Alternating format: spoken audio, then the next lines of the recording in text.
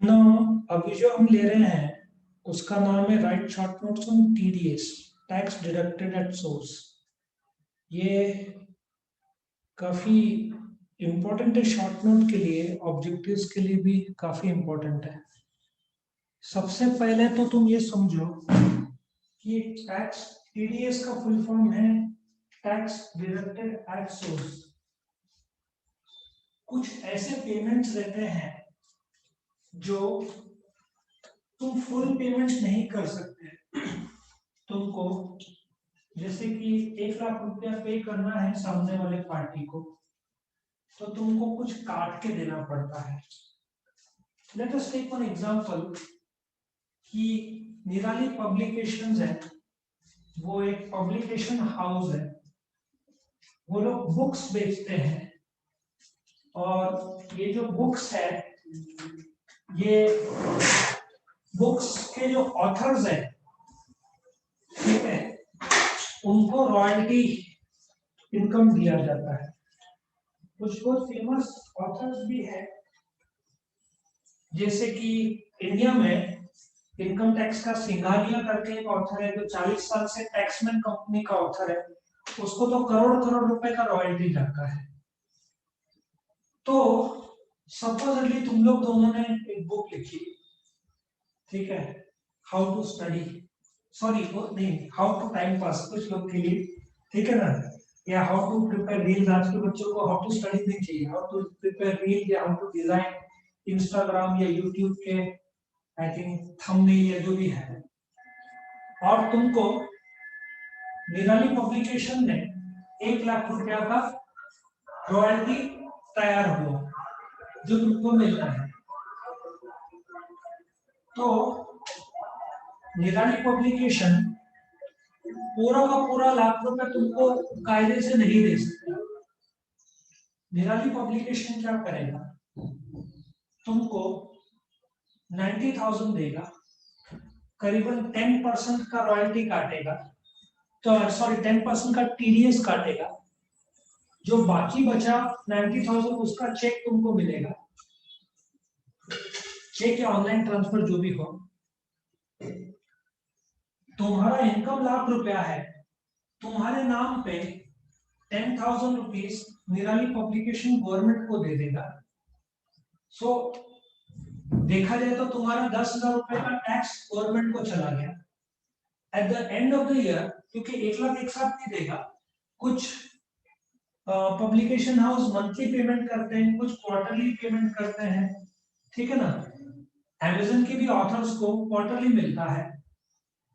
सो तुमको जो पेमेंट मिलेगा उसका एक लिमिट रहता है कि चलो पहले 10,000 का, पहले 20,000 का कोई भी टीडीएस काटना नहीं है। बट वो रकम क्रॉस हो गया, ठीक है ना, कुछ जगह पे 5,000 तक टीडीएस काटना नहीं है। सो यदि वो रकम साल का क्रॉस हो गया तो टीडीएस काटना पड़ता है। At the end of the year जितना टीडीएस काटा उसका तुमको एक वो फॉर्म 16 भेजेगा, और तुम जो रिटर्न फाइल करोगे 2021 का, अभी 21-22 फाइनेंशियल ईयर चल रहा है, बट प्रीवियस ईयर 2021 का जो तुम्हारा इनकम है सपोजिटली 6 लाख, ठीक है, 6 लाख में टैक्स आएगा करीबन 20,000 रुपया। लेकिन तुम्हारा टीडीएस ऑलरेडी 10,000 काटा हुआ है, तुम्हारे पास फॉर्म 16 में ऑलरेडी मौजूद है 10,000। उसका टैन नंबर होना जरूरी है, टीडीएस अकाउंट नंबर निराली पब्लिकेशन का। और आजकल तो एक अच्छा है कि जो उसने पीडीएस काटा तुम्हारा पैन नंबर मेंशन वो करता है, तो फॉर्म 16 तो लगता है, लेकिन तुम्हारे पैन कार्ड में वो रजिस्टर हो जाता है कि 10,000 पेड है। तो इस साल जो तुम टैक्स पे करोगे 20,000, उसमें से 10,000 सिंस ऑलरेडी पेड है, तो तुम 20 माइनस 10 गवर्नमेंट को सिर्फ 10,000 पे करोगे, क्योंकि तुम्हारा 10,000 टीडीएस टैक्स के रूप में निराली पब्लिकेशन ने गवर्नमेंट को पे कर दिया है, और एज अ प्रूफ फॉर्म 16 दिया हुआ है। और सिंस आजकल सब कुछ ऑनलाइन है, तो तुम्हारे पैन कार्ड में भी वो रिफ्लेक्ट करेगा, गवर्नमेंट के वेबसाइट में कितना टीडीएस जमा हुआ है वो भी रिफ्लेक्ट करेगा। क्या सबको समझ में आ रहा है कंसेप्ट टीडीएस का? समझ में आ रहा है? यस और नो? Yes sir. लेकिन तुम्हारे मन में एक आ रहा होगा, टीडीएस काटते क्यों है? टीडीएस काटने का एक कारण है कि जब लोग पेमेंट करते हैं, सपोजली तुमको लाख रुपए पे किया, तो लोग अक्सर कुछ इनकम छुपाने की कोशिश करते हैं। वंस टीडीएस कट गया, इसका मतलब वो इनकम को तो तुमको गवर्नमेंट को दिखाना ही है। टीडीएस काटा है मतलब तुमको पेमेंट आया है। कुछ जगह पे TDS can be very low, 2% 3% लो होता है, बट टीडीएस काटने का मेन उद्देश्य गवर्नमेंट का यह है कि नाउ वंस तुम्हारे इनकम से टीडीएस कट चुका है, तो वो इनकम तुमको टोटल इनकम में दिखाना होगा, तुम छुपा नहीं पाओगे। ये सबसे बड़ा उद्देश्य है टीडीएस काटने का।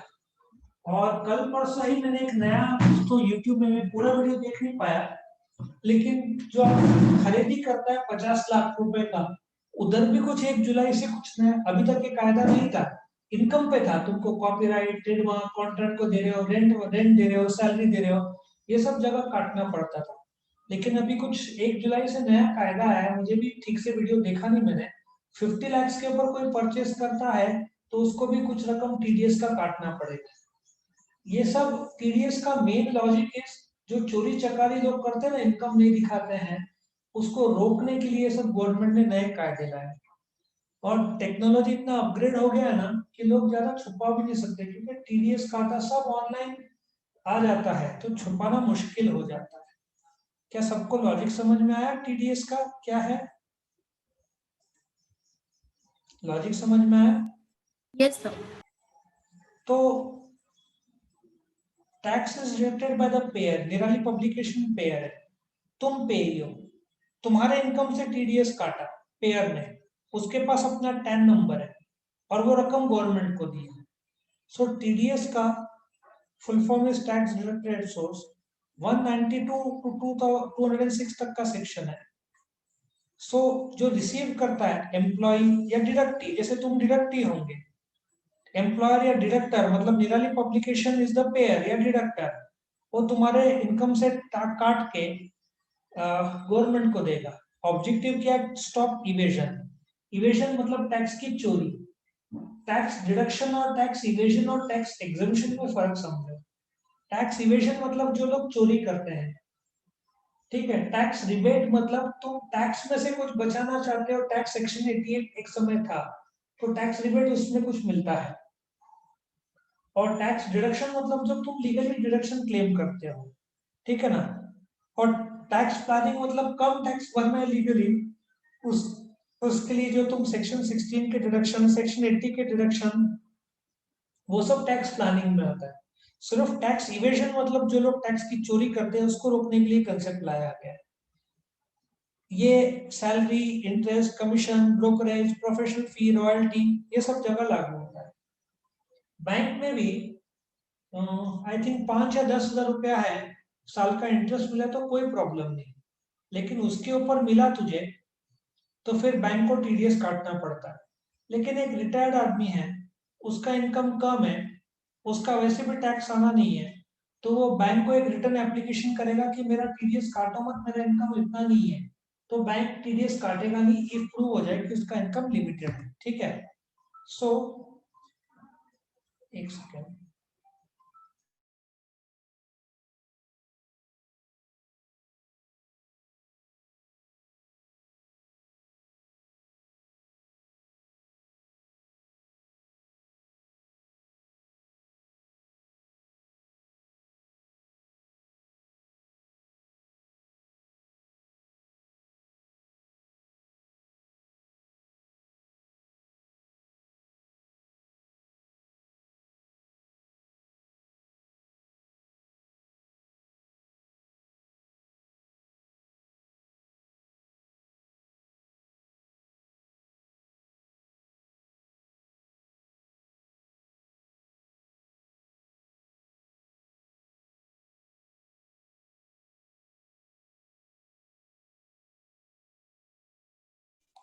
सर आपकी आवाज नहीं आ रही।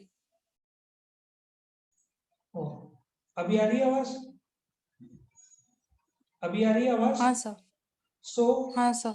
जो ऑब्जेक्टिव मैंने बता दिया था, सो एप्लीकेबिलिटी जैसे कि रॉयल्टी का है, यदि निराली पब्लिकेशन डिडक्टर है और मिनिमम थ्रेशोल्ड अमाउंट 10,000 है, सो 10,000 के ऊपर रहा तो टीडीएस काटना पड़ेगा। अभी 10,000 तक अलाउड है कि टीडीएस काटने की जरूरत नहीं, लेकिन तुम्हारा इनकम 10,000 से 15-20,000 होता है तो पूरे के पूरे 20,000 पे 10% कटेगा। समझ में आया? तुम 20 माइनस 10 नहीं करोगे।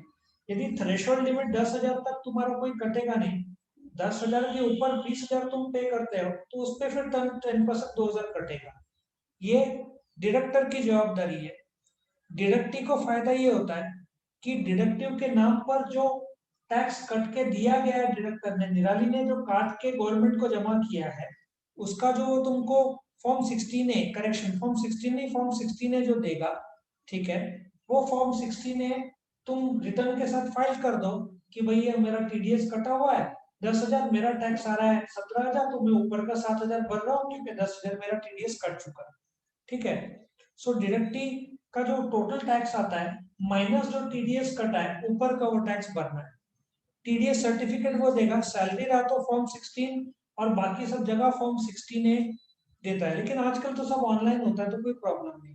और रिसिपिएंट तुम्हारे नाम पे जो टीडीएस कटाया है उसमें पैन नंबर डालना कंपलसरी है, तो 10,000 का तुमको क्रेडिट मिल जाएगा और तुमको अगले साल जो टोटल टैक्स आएगा उसमें से टीडीएस माइनस करना, उसको एडवांस टैक्स करना पड़ेगा।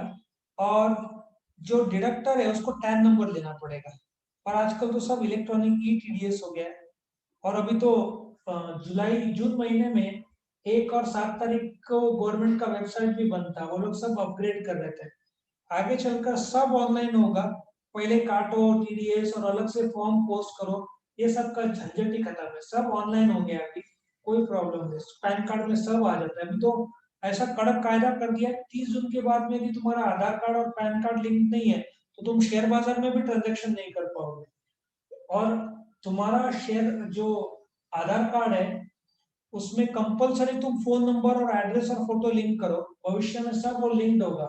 इसलिए कई लोग फिर आधार कार्ड डालते हैं, उसमें भी क्या करने का, आधार कार्ड में जब तुम निकालते हो या तुम्हारे पास होगा उसको मॉडिफाई करना है, तो पैन कार्ड तुम्हारे पास निकाला हुआ हो और तुमको कुछ अपडेट करना है एड्रेस या फोटो, क्योंकि अक्सर पहला आधार कार्ड में फोटो लोगों के भूत की तरह आता है। तुमने देखा होगा कि सबसे बड़े खराब फोटोग्राफ लोगों के आधार कार्ड में दिखते हैं। तो कुछ लोग फोटोग्राफ अपग्रेड करना चाहते हैं, तो क्या करने का, मोबाइल नंबर और ईमेल भी अपग्रेड करने का, साथ में 50-100 रुपया लगता है। और आधार कार्ड में तुम्हारा प्रूफ ऑफ बर्थ नहीं आता क्योंकि उसमें सिर्फ ईयर ऑफ बर्थ आता है। तो क्या करने का, जो भी जहां पे भी कलेक्शन सेंटर्स है आधार कार्ड के, तुम्हारा कोटक बैंक है, एचडीएफसी बैंक है, या जो स्पेसिफाइड सेंटर्स है जहाँ पे चेंज होता है, उसको पैन कार्ड का कॉपी दिखाने का जिसमें तुम्हारा डेट ऑफ बर्थ रहता है। तो बोलेगा ओके डेट ऑफ बर्थ है तो आधार कार्ड में भी अपग्रेड हो जाएगा। फिर तुम्हारे आधार कार्ड में जो डेट ऑफ बर्थ आएगा वो 2011-1976 आएगा, विच मीन्स या तुम्हारा 2011, 2012, 76, 88 जो भी तुम्हारा डेट ऑफ बर्थ है वो आ जाएगा। मीनिंग तुमको कोई भी डेट ऑफ बर्थ का भी प्रूफ आधार कार्ड बन जाएगा। समझ में लॉजिक क्या है? हाँ सर।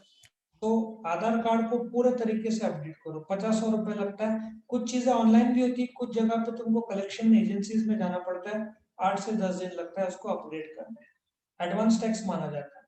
सो ये तुम्हारा टीडीएस था।